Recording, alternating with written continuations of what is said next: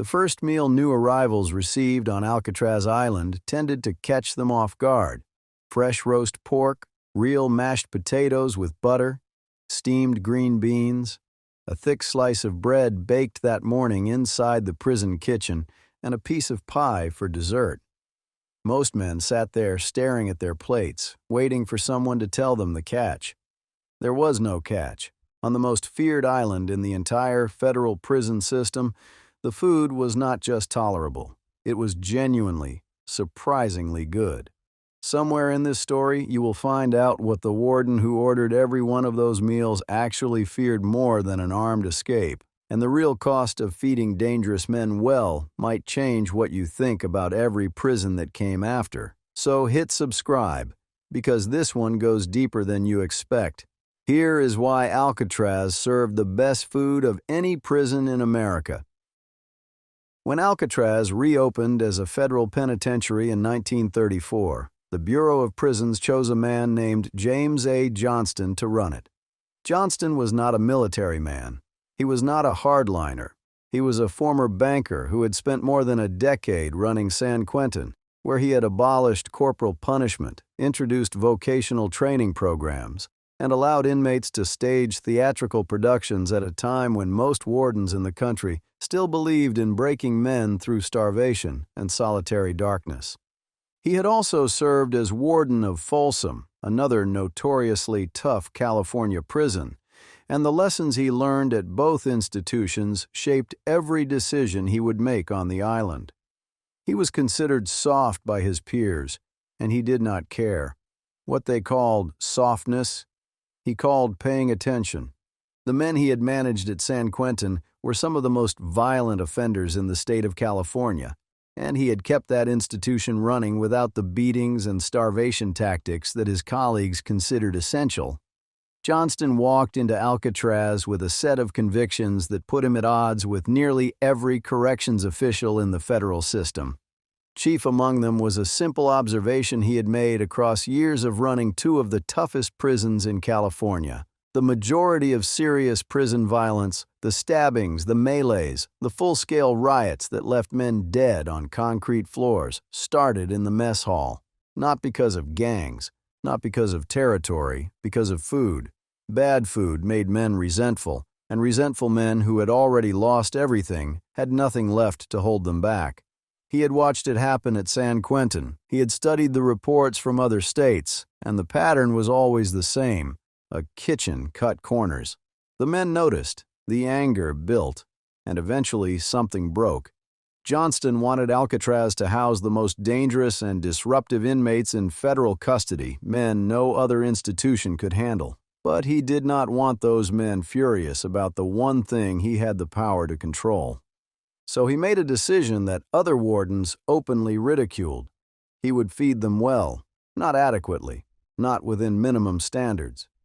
Well, the meals served inside Alcatraz during Johnston's tenure looked more like what you would find at a solid American diner in the 1940s than anything resembling institutional food.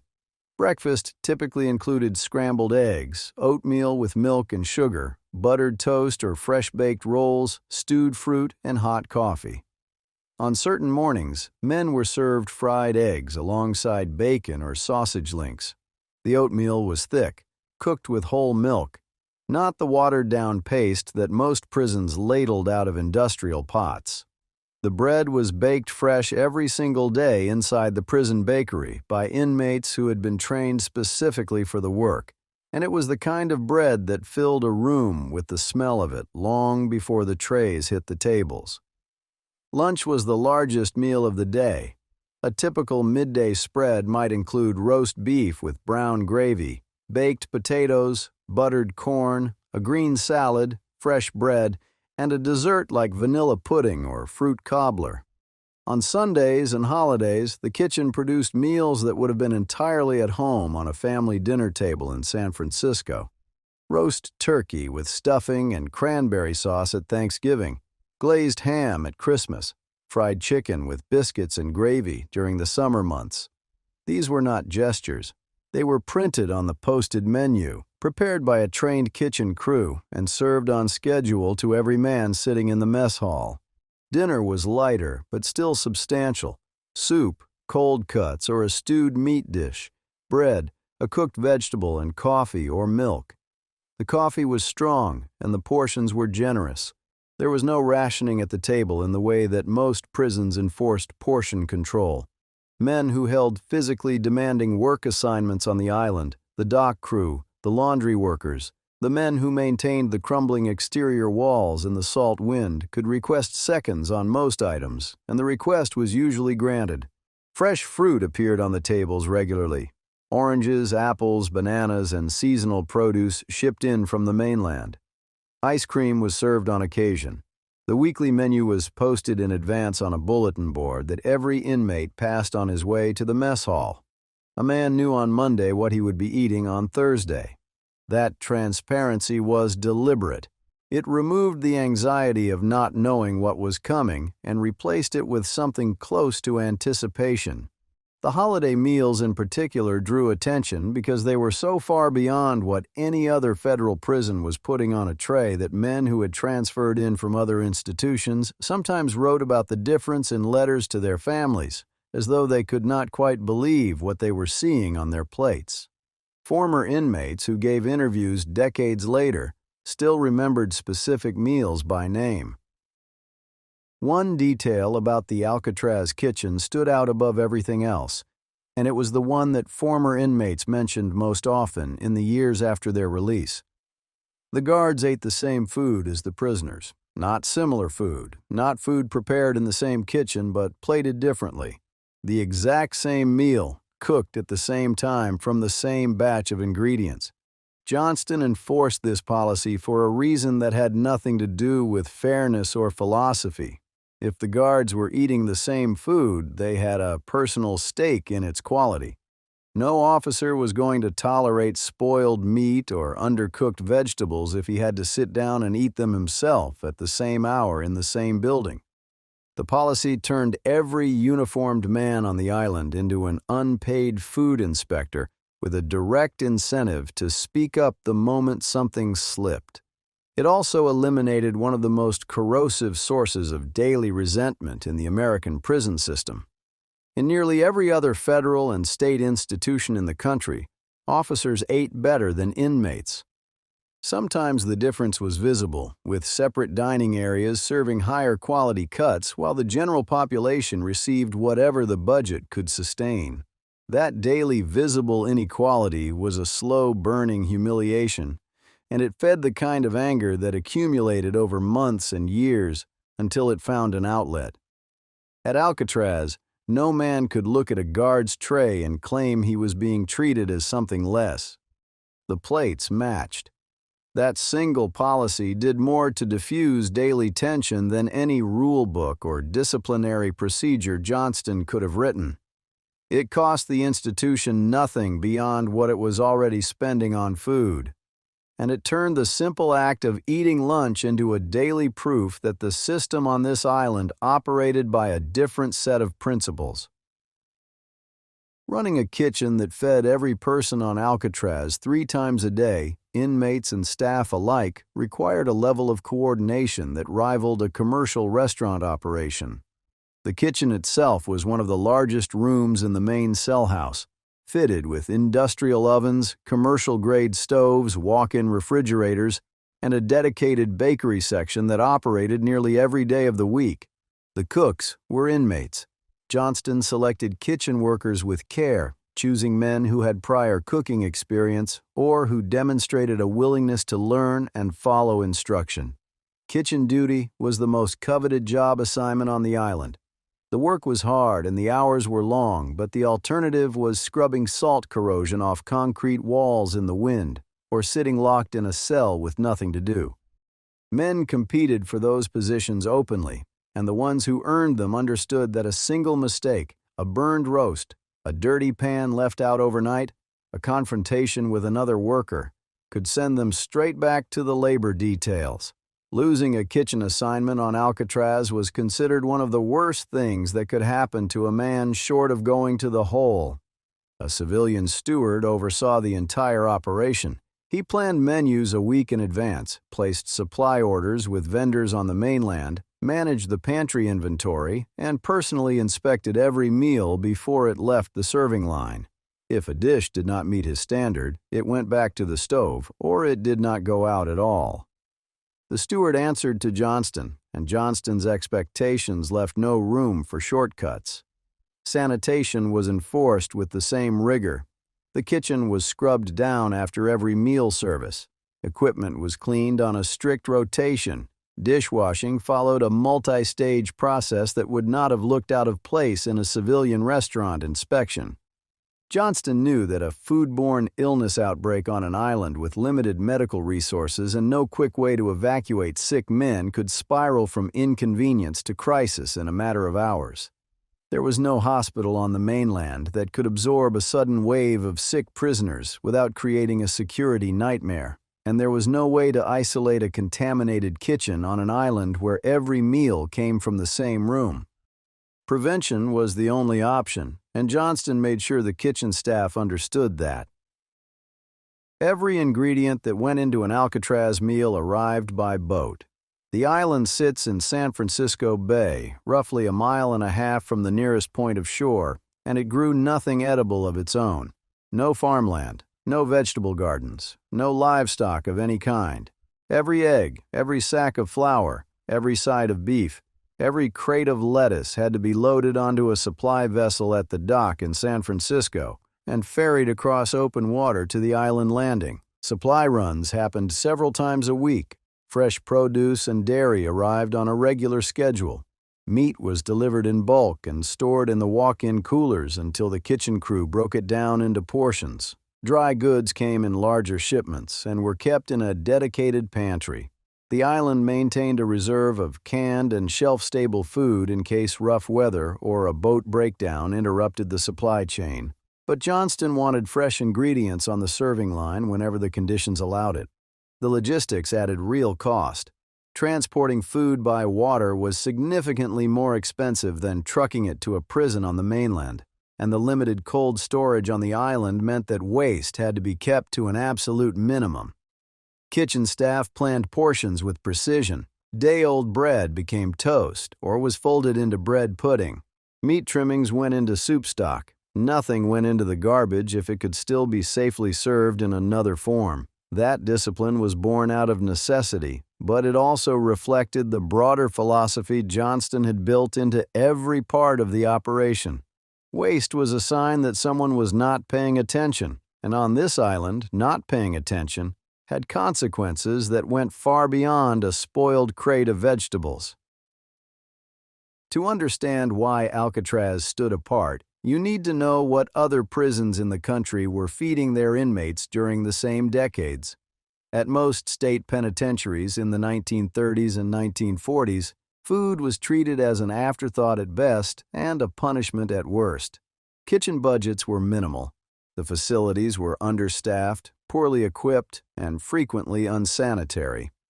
The inmates doing the cooking had no training and no particular reason to care about the result.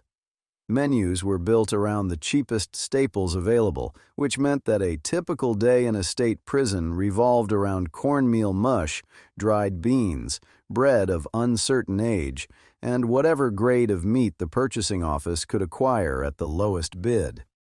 At the Louisiana State Penitentiary at Angola, inmates in the mid-20th century ate field rations that had barely evolved from the plantation era. Rice, red beans, molasses, and fatback formed the core of nearly every meal.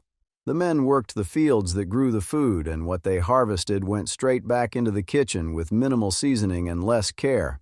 Variety was almost non-existent. In the Texas prison system, the story was similar. Inmates raised crops and livestock on prison farms, but what ended up on their plates was dictated by budget officers who had never set foot in a prison mess hall. Contaminated grain was used rather than replaced because discarding it and purchasing clean stock would have required spending money the state legislature had not allocated and was not interested in discussing. The men eating the food had no political voice, no advocates in the State House, and no mechanism to force a change. Even within the federal system, Alcatraz was an outlier. Leavenworth, the largest federal penitentiary in Kansas, operated its kitchen on a leaner budget with fewer fresh ingredients. The federal facility in Atlanta faced recurring complaints about food quality throughout the 1930s and 1940s from both inmates and staff. Neither institution matched what Johnston was serving, and neither required its officers to eat the same meals as its prisoners. A man transferred from a state facility in the Deep South to Alcatraz Island might have gone from eating cornmeal mush 3 times a day to sitting down in front of roast chicken with vegetables and a slice of pie. The shock of that transition shows up in letters, memoirs, and recorded interviews with former inmates who described the experience as disorienting. Some of them said they spent their first week on the island convinced the food would stop. It never did. That disbelief, captured in their own words years and sometimes decades after the fact, reveals something important about what the rest of the system had taught these men to expect. They had been conditioned by every institution they had passed through to assume that prison food was a form of punishment in itself. Alcatraz broke that assumption on day one, and the effect was immediate. Men who arrived ready to fight about everything suddenly had one less reason to swing. American prison history in the mid-20th century is punctuated by food riots.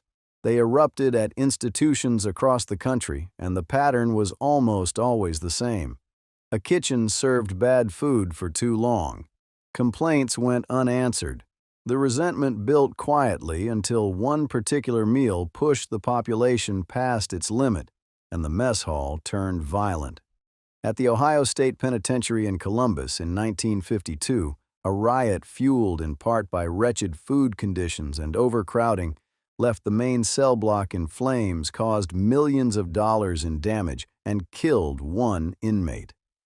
At Attica in New York in 1971, inmates listed the quality and quantity of food among their core demands before one of the deadliest prison uprisings in the history of the United States.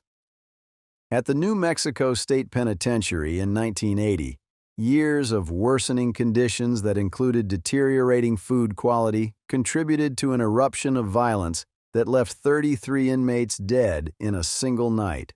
Alcatraz was not free of violence.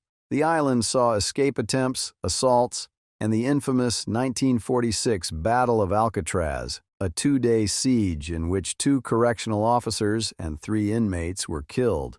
But that confrontation was sparked by a failed escape attempt, not by conditions inside the daily life of the institution. The mess hall on Alcatraz was never the origin point of a major disturbance. In a national system where bad food reliably triggered the worst collective violence American prisons had ever seen, the one federal institution that consistently fed its men well was conspicuously absent from that list. Johnston would have called it proof of concept. Good food did not transform dangerous men into cooperative citizens, but it removed one of the most predictable catalysts for organized violence and replaced it with a daily routine that gave men something concrete to lose. Every warden in the country had access to the same research. Every warden could see that food riots followed bad food the way thunder followed lightning. Johnston was simply the one who decided to act on what the evidence was telling him, and his mess hall stayed quiet for 14 years while others burned. The quality of the Alcatraz kitchen gave the administration a disciplinary tool that most other prisons simply did not possess. Because the regular meals were good, restricting them carried real weight. A prisoner sent to solitary confinement on Alcatraz was placed on a reduced diet. The details shifted over the years, but the standard punishment ration was bread and water, sometimes supplemented with a full meal every 3rd day. In a prison where the daily fare was already miserable, the threat of a restricted diet meant almost nothing. You could not take away what a man never had. But at Alcatraz, the distance between a regular dinner and a punishment tray was vast. It was the difference between a plate of roast beef with gravy, potatoes, bread and dessert, and a bare slice of bread on a cold metal surface slid through a narrow slot in a steel door. That contrast was a powerful behavioral lever. It required no physical force, no added confinement beyond the isolation cell itself, just the removal of something a man had grown accustomed to receiving, something he looked forward to 3 times a day. The system was clean, it was documented in institutional records, and it was nearly impossible to challenge on legal grounds because the minimum caloric requirements were still being met even on restricted rations. Johnston had built a structure in which the reward was the default and the punishment was its absence. Most other wardens operated the inverse. Their default was deprivation, and their rewards were minor additions that barely registered. Johnston flipped the equation, and it gave him a disciplinary lever that worked without leaving a mark. A man in the hole at Alcatraz did not need to be told what he was missing. He could smell it through the ventilation. James Johnston retired from Alcatraz in 1948 after 14 years as warden. He was succeeded by Edwin Swope and later by Paul Madigan and Olin Blackwell. Each man who followed inherited the same kitchen, the same equipment, the same physical island, but not the same unyielding commitment to the food program Johnston had built from nothing. The decline did not happen overnight. It came gradually, in the way that institutional standards tend to erode once the person who set them is no longer watching. Budgets tightened steadily through the 1950s as the Bureau of Prisons faced mounting pressure from Congress to reduce costs across its entire federal system. And Alcatraz, already the most expensive per-inmate facility in federal custody, drew scrutiny from budget officials who saw the food line as an obvious place to cut. Portions grew slightly smaller. Fresh produce appeared on the tables less consistently. The bakery still ran, but the range of what it produced narrowed. Men who had been on the island during the Johnston years noticed the difference and talked about it among themselves. By the time the institution closed for good in March of 1963, the decision was driven primarily by cost. The buildings were crumbling after nearly 3 decades of relentless salt air, fog, and deferred maintenance. Maintenance expenses had climbed beyond what Congress was willing to fund. Attorney General Robert Kennedy signed the closure order, and the remaining inmates were transferred to other federal facilities across the country. The food in those final years, while still above average for a federal prison, was no longer the program Johnston had created. What left with him was not a recipe file or a budget number. It was the belief that feeding prisoners well was worth every dollar it cost. The wardens who followed him, at Alcatraz and across the system, chose not to carry that belief forward. They looked at the budget and saw a line item they could cut. Johnston had looked at the same budget and seen the cheapest insurance policy the federal government would ever buy. Today, the cost of feeding an incarcerated person in the American state prison system often amounts to just a few dollars per day. Privatized food service companies compete for contracts by underbidding each other, and the result is meals assembled from processed ingredients, shelf-stable fillers, and the bare minimum nutritional content the law requires. In some state systems, a punishment meal called the disciplinary loaf, a dense baked block of blended food ingredients designed to deliver calories without any flavor or texture, is still served to inmates in solitary confinement. Food grievances remain among the most frequently filed complaints in American correctional facilities. The gap between what Alcatraz served in the 1940s and what many state prisons serve today is, by most accounts, wider now than it was then. Alcatraz did not prove that good food reforms dangerous people. Johnston never claimed it did. What it proved was something narrower and harder to argue with. When the food was good, the mess hall stayed quiet. When the mess hall stayed quiet, the guards went home safe.